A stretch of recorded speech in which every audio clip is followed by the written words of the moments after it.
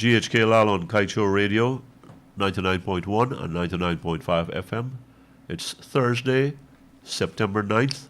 Welcome to the National Outlook.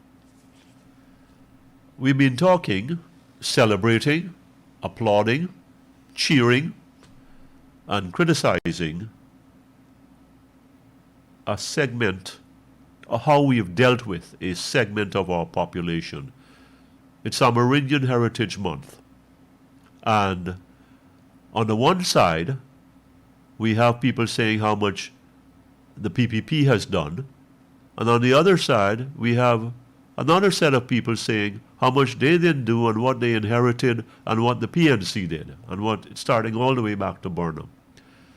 I want to tell you what I think, how I see this. First of all, congratulations, Amerindian Heritage Month. You should know that my children have some strain of Amerindian in them. So, there we are. They've got strains of maybe all 6 races in this country. I'm proud of that. I am proud of that. Now, Amerindian Heritage Month. Yes, some things have been done, and I'm not going to get into the discussion or the debate about who did what and who should have done more and who did more. Here's the story. Our indigenous people, over the years, have been played upon, their sentiments, their emotions, have been played upon and kicked around like a football. We know them, one political party or the other. We know them when we need something from them. And what do we need from them? We need their votes. They are the so-called swing votes. Yes, we have Amerindian doctors, God bless them. We have Amerindian ministers in Parliament, from and MPs, from the current PPP government, from the previous. But what is going on down in the villages, down in the depressed communities with these people? They have some issues there. The drugs that we have in Georgetown, it's reached there. It's not just Paiwari. It's not just ordinary brown rum. Drugs, hard drugs that make the news overseas. That has reached those communities. I happen to have the privilege of dealing with a number of Amerindians, and I asked them what's going on. I have some who used to live in my home, and what's going on, and they tell me how it is.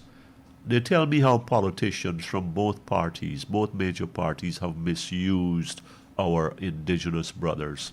And you know, as we celebrate Amerindian Heritage Month, I wish that some of the village captains and the village leaders would stand up, would not allow themselves to be caught up in all this partisan warfare, this politicking that pits them one against another, that uses them and misuses them for political purposes, for electoral purposes. They must not just be there as fodder, as hay, for electoral purposes. We must know what they represent. We must treat them accordingly. We must cherish them. Usually they are not very educated people, but more and more that is happening. The education is getting to them. So let us care for them. Let us really cherish them, not just in Amerindian Heritage Month, but throughout the year, when they work for us, when we partner with them, when they share in our churches. Blessed Amerindian Heritage Month to all of you, my fellow Guyanese. Until the next time, I'm GHK Lal on Kaieteur Radio 99.1 and 99.5 FM. This was the National Outlook.